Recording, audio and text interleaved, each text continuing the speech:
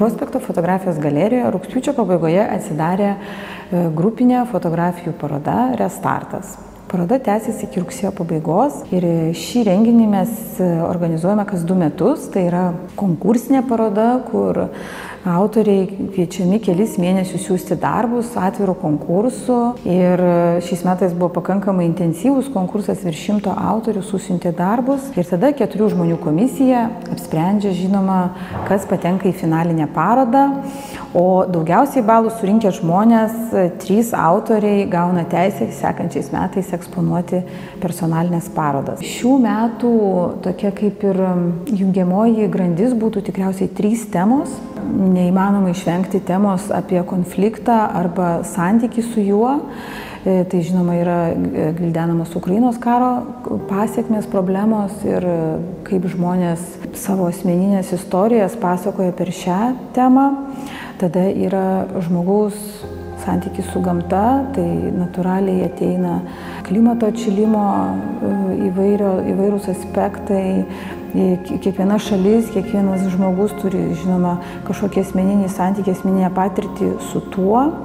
Ir aišku, tai yra atsispindi fotografijos projektuose. Ir aišku, kaip apsieiti be asmeninių temų, kur žmogus kažkokias globales patirtis perleidžia per savo labai asmeninę patirtį.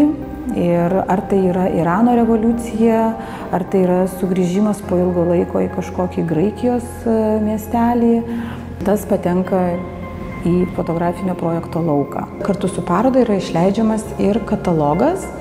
Ir šį kartą taip pat turime 11 autorių katalogą. Struktūra yra jau panaši kelis metus, kad kiekvienas autorius gauna nuosavą nedidelę knygelę, o jų rinkinys yra pateikiamas dėžutėje.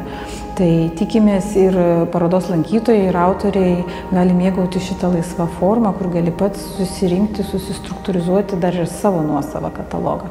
Šiais metais autoriai buvo labai, sakyčiau, profesionalūs ekspozicijos klausimų. Buvo labai aiškiai išdiskutuotos kabinimo strategijos ir eksponavimo strategijos.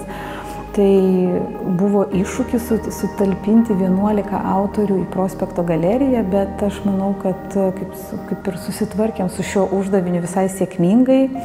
Ir negalima turbūt nepaminėti mūsų 3 finalistų.